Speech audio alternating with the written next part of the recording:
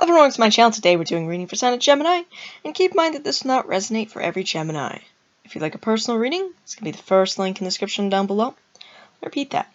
First link in the description down below for personal reading. I'll also find much other things there in the description. You can find my Etsy shop, which has my tarot and my oracle cards on there. A bunch of things there on my Etsy shop in the description down below. You can also find my shirt store, my website, different social media platforms I'm on, as well as Patreon. All that's in the description down below. If you'd like to donate to the channel, feel free to do so. I do appreciate donations here. So Gemini, let's see what Spirit has in store for yourself.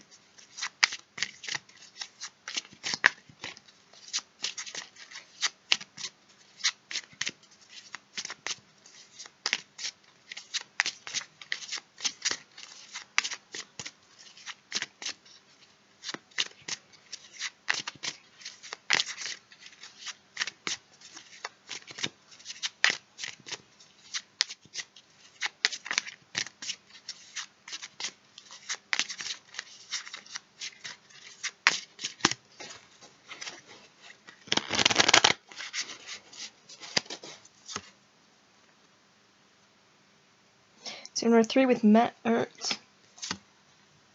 Number 2 with Sobek. Number 6 with Neath. Number 7 with Haru, which is Horrors. Number 5 with Septet. Number 6 with Circuit. Number 8, Pete M. Huru. Okay. Number 3 with Anpu. Okay, Gemini. So let's have a look at your cards here.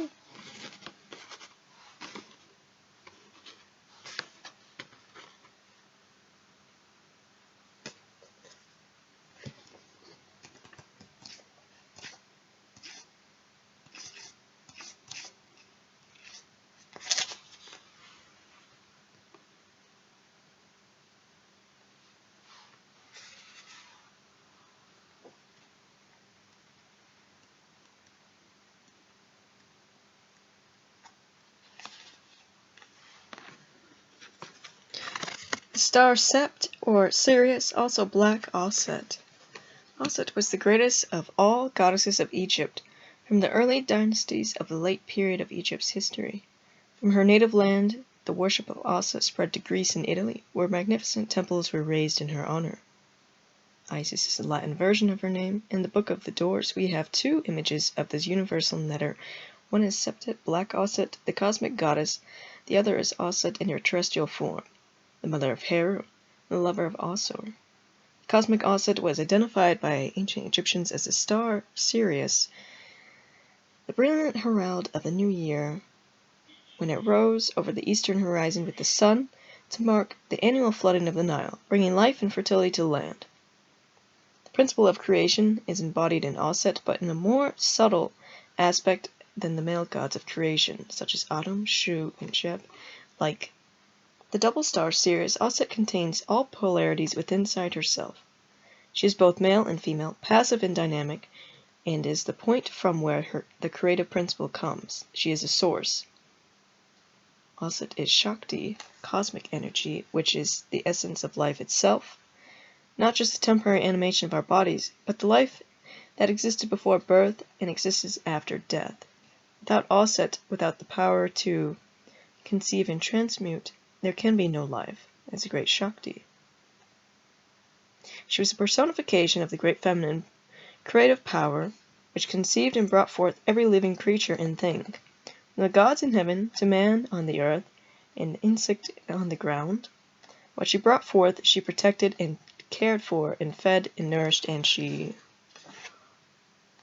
employed her life in using her power graciously and successfully, not only in creating new beings, but in restoring those that were dead.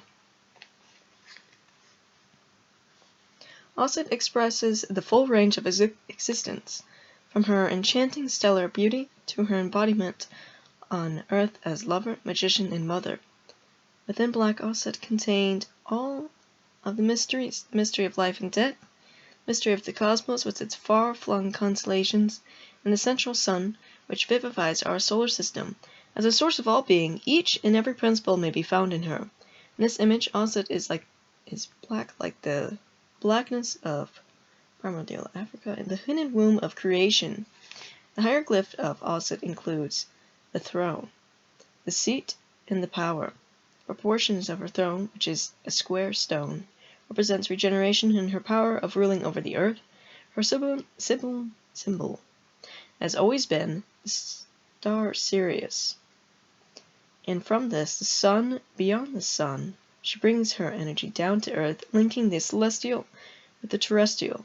This cosmic energy embodied in Aset is also represented by a snake.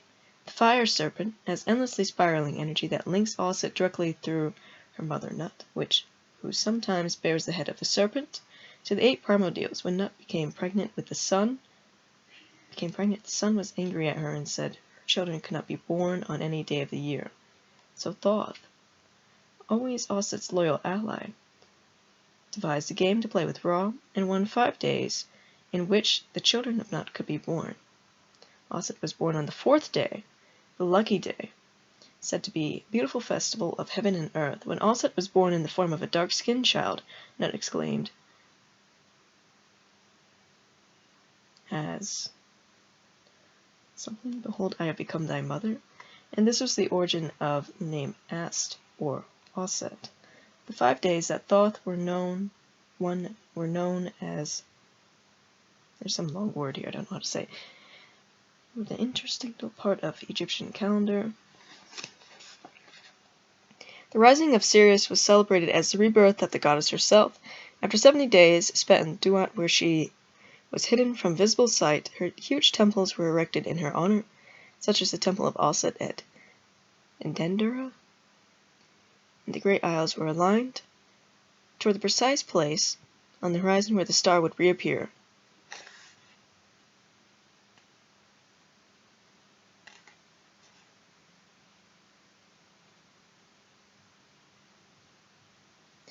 The rites of Black Aset were the most sacred of all the Naturo, and it was in her name that the highest magic was performed, the dark mystery or the black rite. A rite performed only for those who were judged worthy of it after long probation in lower degrees, something of a far more sacred character apparently than the instruction in the mysteries enacted in light. Bearing in mind the connection through her mother Nut of Aset with the 8 primordials who existed in the darkness before creation, and the serpent power associated with the female primordials, we find a strong similarity in this black rite, hidden from the profane with the ecstatic worship of Shakti in the sacred tantric rituals of India and Tibet. Divinatory meaning: a revelation, penetration in the hidden nature of existence, occult knowledge. Okay, Gemini, so this is one goddess here that you're connecting with. Okay? We just described here. I'm making sure I grab the right card. Okay. So it's connected with the Sirius star system. I feel like you're discovering this. There's more knowledge to come from this. Alright.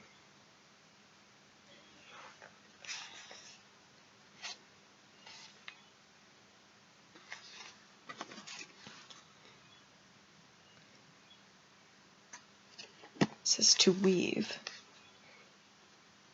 Neith is one of the ancient deities that predated the rise of great Egyptian dynasties. Her archaic name inscribed on one of the monuments is Anit, and her worship was widespread across Egypt, but centered in the ancient capital of the 5th nome of Lower Egypt called Sais, the same temple where Pythagoras was initiated. The 2 arrows Neith holds were ancient symbols of her city, and also of the Netta herself. As a goddess of the hunt, she became a great nature spirit called Athene in later Greek times. The arrow was also a symbol of the god Adam, projecting himself into existence. In earlier times, Neith was considered to be a personification of the primeval watery mass out of which the sun emerged. She was the great lady who gave birth to Ra, who brought forth in the primeval time herself, never have been created. Like the land in Egypt, the goddess Neith came from herself. She is a cosmic principle, not born from any god. But from her all other things came into being. As a universal mother, she assumed the form of the vulture, Mut, and having brought forth Ra from herself, she was considered to contain both male and female principles within herself. There are passages in Egypt texts that refer to her as a great magical power, which gives birth to the sun daily, which protects and preserves the souls of the dead in Duat. At a certain period in her history, she is called the One, and was to goddesses what Ra is to gods. The sign Neith wears on her head has been identified as a shuttle, and her name derives from the root tet, to weave. She is a goddess of weaving, and her shuttle refers to the crossing or mating of energies, which brings a new quality into existence. In this respect, Neith could be seen as both the weaver of the universe, connecting all in the warp and weft of her infinite tapestry. The process of weaving also links her with the Greek Arachne, the spider goddess who spins the world into being. This weaving or crossing of energies is the basis of occult teachings about the etheric body, which consists of fine energies, threads, or lines of force, and light is the archetype upon which the dense physical form is built. This field of energy that underlies every cell of the physical body also extends beyond to it, a part of what is commonly called the aura. Not only the body, but also the earth and all other living beings are permeated and kept in existence by constantly circulating patterns of etheric energy, and the dragon lines or ley lines of the earth, radiating currents of etheric energy crisscross the land in invisible patterns, and in places where several of these lines meet, a powerful vortex of energy is created.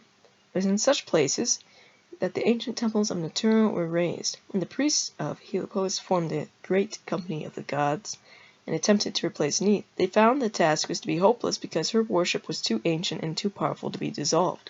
So instead, she was made into the female counterpart of Atum, and given a place at the head of the company of the gods. She was, to the Egyptians, the eternal female principle of light, self-sustaining and self-existence. The secret, unknown, and all-pervading one. Even Thoth came to her for advice, as it was she who held the gift of discernment and reasoning.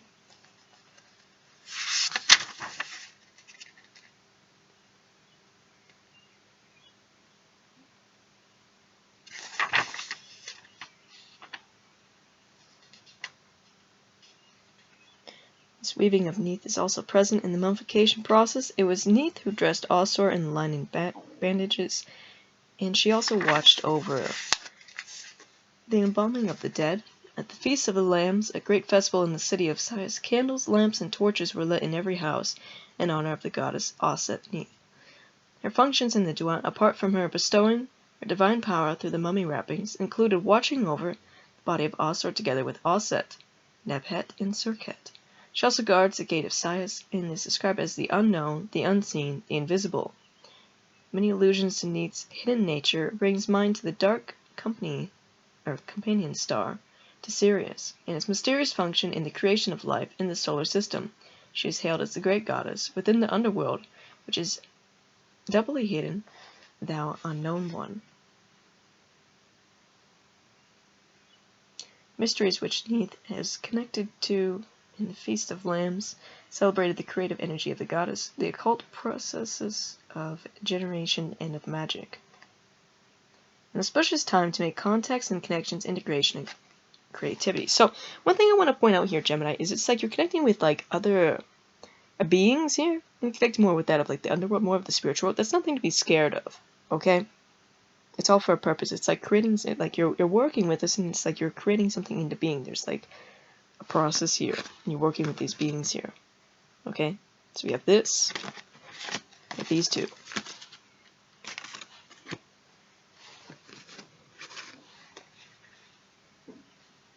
Making these connections, all right?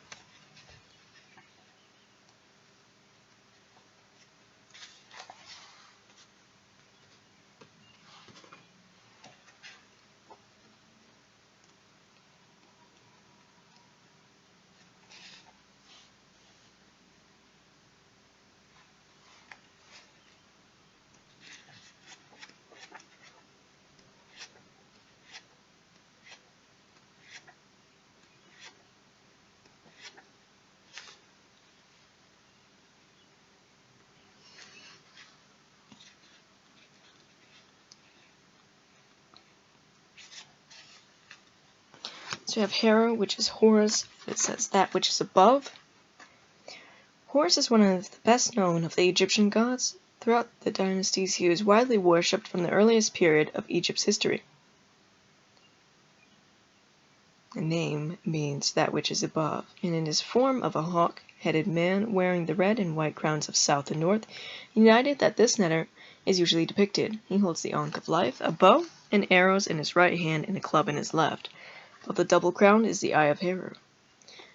The hawk was the first living creature to be worshipped throughout the Double Land, and is a keen-sighted ruler of the air and heights of heaven. The hawk became the sacred creature of the king of the gods, Horus, and the symbol of the divine kingship on earth. The royal power is Horus incarnated on earth, and as the pharaoh becomes Heru, he has right to rule as a son of Osset, ruled over all of Egypt. Many forms of Heru are described in Egypt mythology, and some of the most prominent being Heru the Elder, Heru Heru Behetit, Heru, there's a long word there, Heru the son of Osset, and Osir. Heru the Elder was a primordial netter and solar principle who, by day, was the face of heaven, as Seth was the face of night. The sun referred to the eye as the eye of Heru, one of the eyes through which Sirius energies are transmitted. The other eye of Heru was the moon, shining with the reflected light of the sun. As a power of the heat of the sun was Heru Behetit, crowned with the double-winged sun disk in Uri. The power which fills all of heaven and the world with his brilliance and light. But it was Heru, son of Osset, who appealed most strongly to Egyptian imagination. He was a great warrior who destroyed the enemies of Ra without mercy, and in his eternal battle with Seth, the cosmic drama of light and darkness was most vividly portrayed. Heru's archetype is the victor, the winner who obtains what he is fighting for. He was born from Osset after she revived the dead body of Osir, and he grew up with one great passion to reclaim his father's heritage from the usurping Seth and avenge his father's death. When Egypt was divided into two kingdoms, Heru ruled the fertile deltas of the north, while Seth ruled the arid deserts of the south. The final victory of Heru gave him kingship over two lands, an event which has been interpreted historically as a conquest of the southern lands by a king from the north.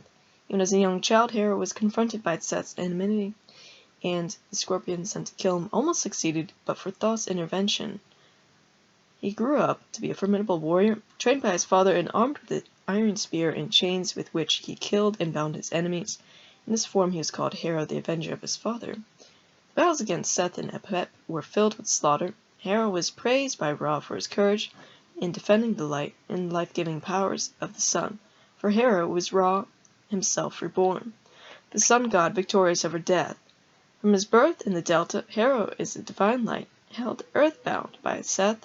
His fight is eternal struggle between light and darkness, fundamental polarity between cosmos and chaos, exploring the polarity further.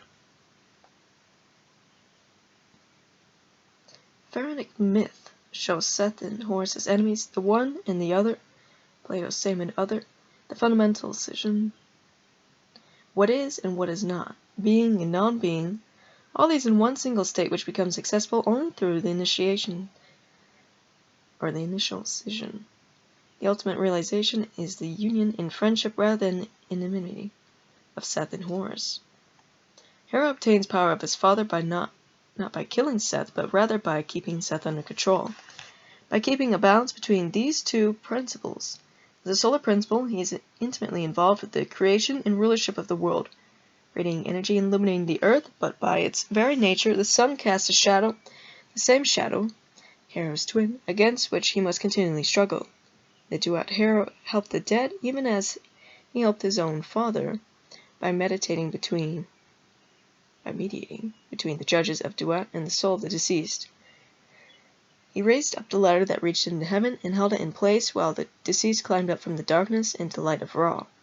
He watched over the funeral rites and ceremonies of Osir and was assisted by Afnetur, his 4 sons who held up the pillars of heaven. The way of Heru is the royal way of the sun, the direct path of magical transformation. While his father Osir represents the past, Heru is eternal present. While Osir dies to be resurrected, Heru partakes of Osset's immortality and is the ever-living god. Another form of Hera is a young child, Hera Picard, a newborn baby emerging from a lotus with one finger held to his lips. In this aspect, Hera is a personification of the rising power of the sun, power within a seed beginning to sprout.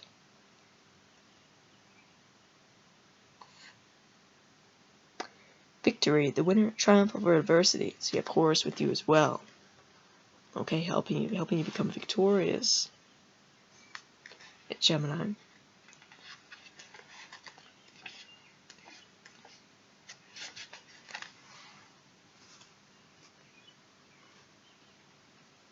That's the only one we have of this family in this chapter. So we have Serket, she who liberates the breath. The scorpion was a creature both feared and revered in Egypt. From a very early period, and the Egyptians wore small images of Serket, the scorpion goddess, as amulets for protection. In this card, Serket is seated on a throne, and she wears a scorpion on her headdress, while her feet rest another large scorpion.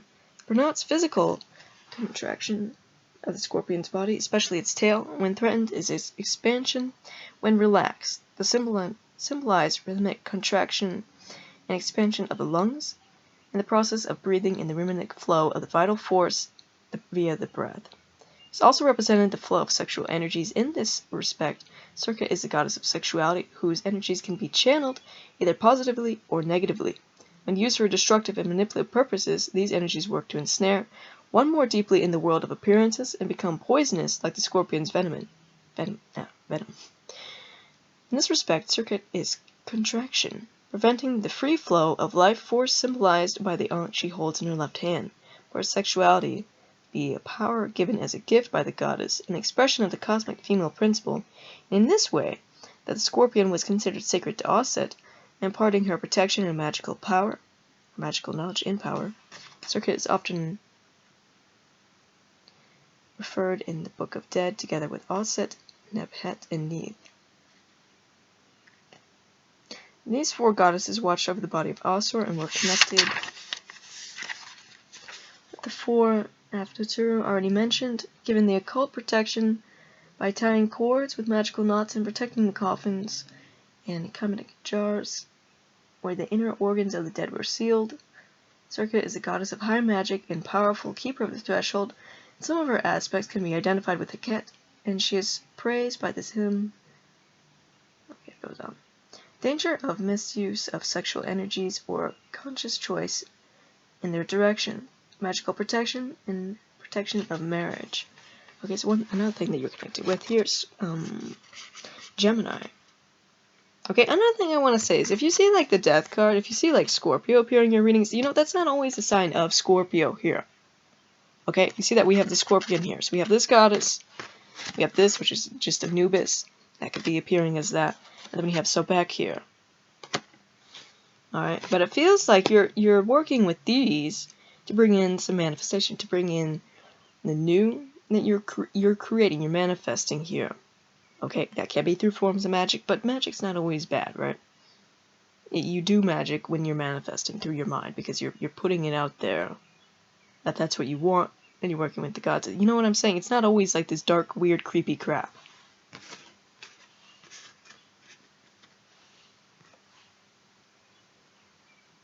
But either way, manifesting here, you're bringing in, you're being protected. It could be that of sexual things, it could be that of births. Either way, you know what you're manifesting, you know what you're working in to bring in here. You know what you're going into the spirit world, you know what you're going for the spirits asking for.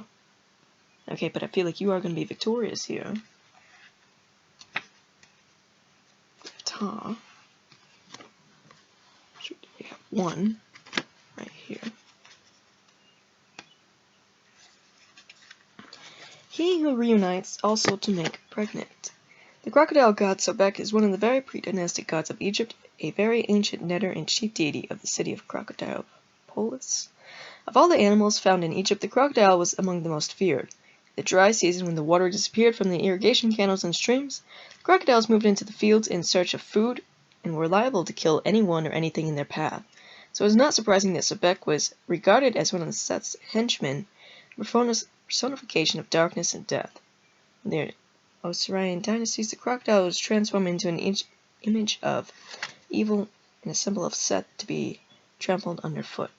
Sebek was worshipped devoutly in certain areas of the land. However, tame crocodiles were kept by priests decorated with jewelry and supplied with offerings of food and from their faithful followers.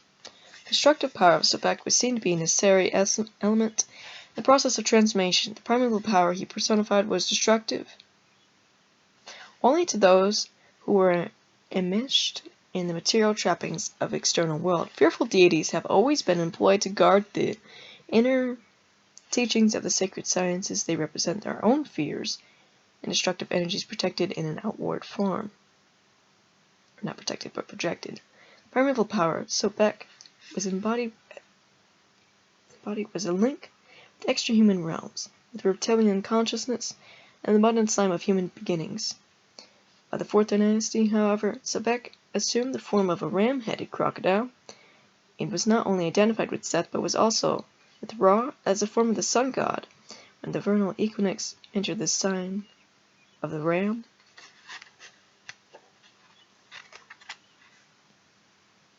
he was thought to unite the elements separated by Seth and restore life to elements dispersed by death. It may be that his powers of bringing together separate parts was a reflection of Neith, the weaver goddess, who was his mother. In the Book of the Dead, he helped in the rebirth of Heru, and he assisted the dead by giving them sight, by opening the doors of heaven, and leading them along the treacherous byways, so that, like Heru, might be born into new life. He is depicted here in human form with a crocodile head crowned with horns and a solar disk around which two rear. Above the solar disk are 2 green feathers, which is Sebek's special signature. He holds the Ankh of life in his right hand and the U.S. scepter of prosperity in his left. Sebek was equated with the planet Mercury. In this aspect, his color is green, representing the mind. In the Egyptian zodiac, the crocodile is a sign of Scorpio. It says ferocity, destructive energies that, if unchecked, could bring about the Charon's downfall, and ally material powers. This is an ally of yours here, Gemini. Okay, very powerful ally that you have here. Alright. But making sure that it's not used for bad things, and it's that it's checked in. You understand? It doesn't just go rampant. This ally right here.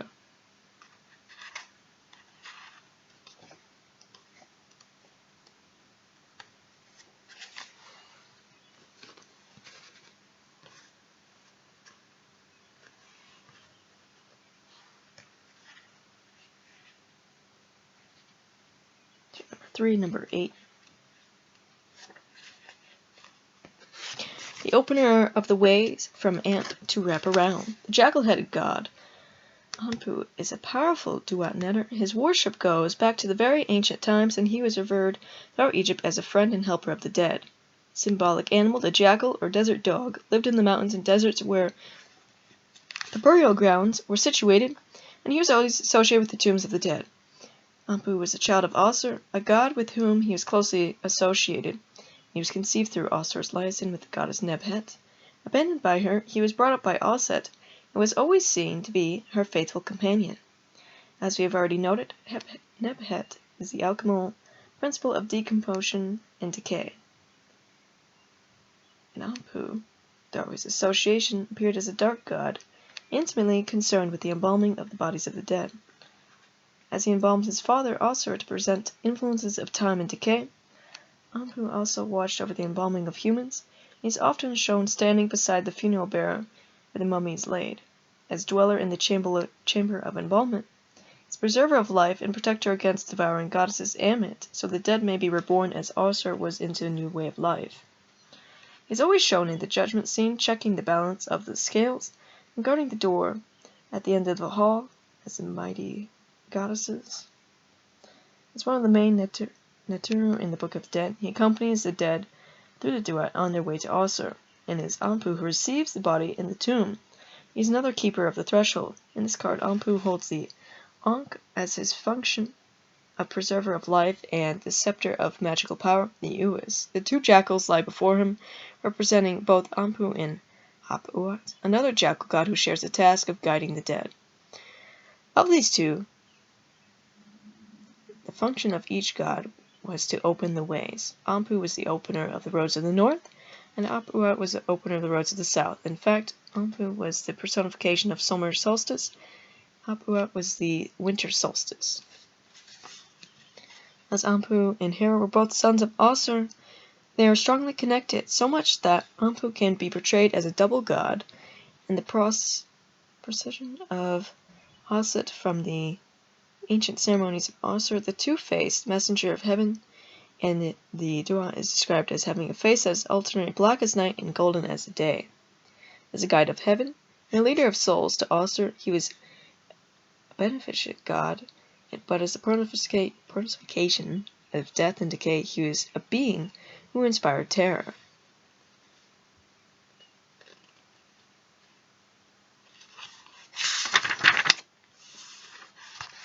The jackal symbol, interchangeable with the dog, has a direct relationship with the Sirius dog star, and Anpu as a close attendant of Aset suggests an astronomical fact of which ancient Egyptians were undoubtedly aware in the Sirius mystery. Anubis. Plutarch's account seemed to refer specifically of the orbit of Sirius B. He described a circle or orbit separating the dark Nephthys from the light of Isis or Sirius. In other words, Anubis to represent the orbit of Sirius B around Sirius A. Spiritual and magical guide into the occult mysteries, a friend and trusted advisor. So this is another ally. All these are allies here, okay, Gemini? But you're being guided here. You're being guided here through all this. Being guided here into like the kind of mysterious ways of this here, of the spirituality here, of this magic here, of this manifestation here, of these spiritual realms. And you're also being protected. You're victorious and you're protected. It feels like we're having new life. Like we're having some form of new life coming in here. Did I pass the thing I was looking for? I did.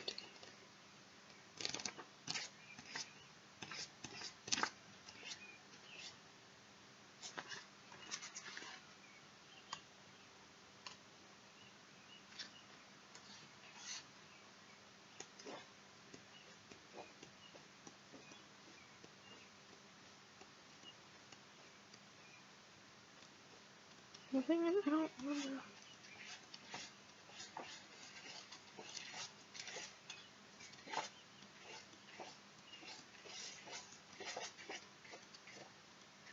Trying to find a card here, and I'm like, where is it, man? There we go. Throughout the dynasties of ancient Egypt, the cow was regarded as a sacred animal and identified with the three goddesses, in particular, Het-Hert, Met-Ert, and Nut. The cow was a symbol of fertility and nourishment. Par excellence under the name of Met-Ert represented the abundant and continuous source of matter available for impregnation. In earliest times, she was a female personification of the watery mass that formed the substance of the world. As with Aset, Het-Hert, and Nut, she is a form of the primeval creative principle, and when she is shown in human form, she takes the image of a pregnant woman with full breast ready to give milk. Sometimes with the lotus flower twined around her scepter, the lotus from which the sun rose from the first time, she wears the menet of love and pleasure around her neck.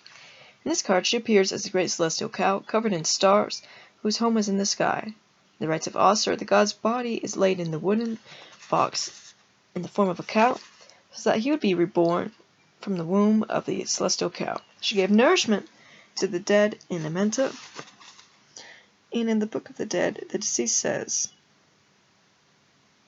I behold Ra, who was born yesterday from the buttocks of goddess Urt, the watery abyss of heaven, or the image of the eye of Ra in the morning in its daily birth.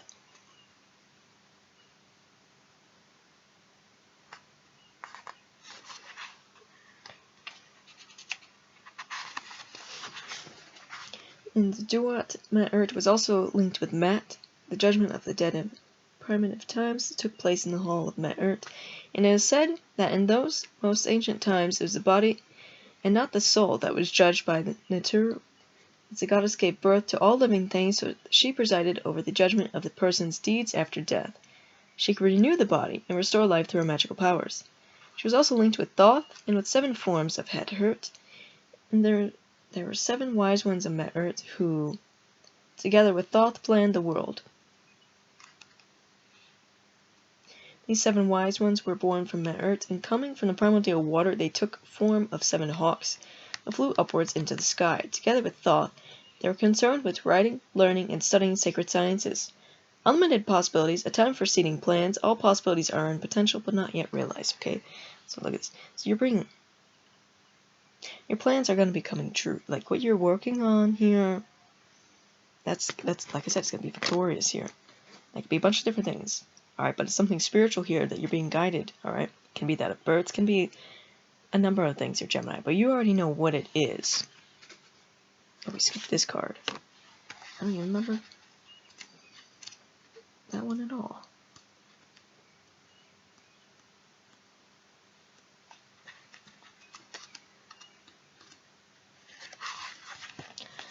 Coming forth by day. In the 12th hour of the night, the dead sun god is reborn under the form of Khepri-Ra. Before his final exit into light, the bow is towed by 12 gods through the body of a snake. The bow entering from its tail is thick darkness as a form of the old dead god, and emerging from the snake's mouth not only alive but made young again. Meaning of this card is regeneration, seen in the cycle of the snake, slowing through its skin every season to be physically renewed. Magical trip is over, the sun god has reached the end of the menta, and passes through an opening of the final barrier, which is painted black and dotted with red. 2 goddesses, all set in Nebhet, hold the Khepri-Ra aloft. From here, he'll be received into the outstretched arms of Nut. These 2 goddesses also stand guard at the final pylon, as they did at the entry, one on either side in the form of the rearing Uri. Here's a rebirth through the exit at the light of the day. The book of the Coming Forth by Day tells how to overcome all the negativity and darkness of self, how to act magically in every life situation, because of all the monsters present in the Duat are only projections of the individual unconsciousness, and not only experienced after death, but also invoked consciously during the magical initiation. The Book of the Dead is a description of the alchemical work from its black phase of death, disintegration into the golden light of perfection. The journey to the Manta is an initiation trip through all stages of knowledge, from the dissolution of the body to the exquisition of new consciousness. In darkness, death is transformed into new life, and to acknowledge and to experience the shadow, the great depths of consciousness that lie beyond the boundaries of the mundane world is to complete the crossing or cross over other dimensions of our subtle bodies. Number 64 is completion and relates to Thoth as the final word because according to very ancient myth, it was Thoth who put back together the Eye of Hera, the victorious one, which Seth had shattered into 64 parts. Spiritual awakening, enlightenment, victory, successful completion of a cycle. See, this is what you're successful at. Okay, feels like you've been going through a journey here. Alright, you've been guided here through all of this, and you're enhancing, you're awakening, you're advancing here. Gemini, you completed a cycle, now you're victorious. Okay? You're rebirthing yourself here. Now, that can apply in that way. Like I said, that can apply in like making new life here. And apply in many different ways here, but that is the main prospect here. That's like the main thing here, Gemini. You already know what you're up to anyways. You already know what you're creating, what you're manifesting here, what you're working on. So let's get some runes, some charms for yourself, because this was a very long video.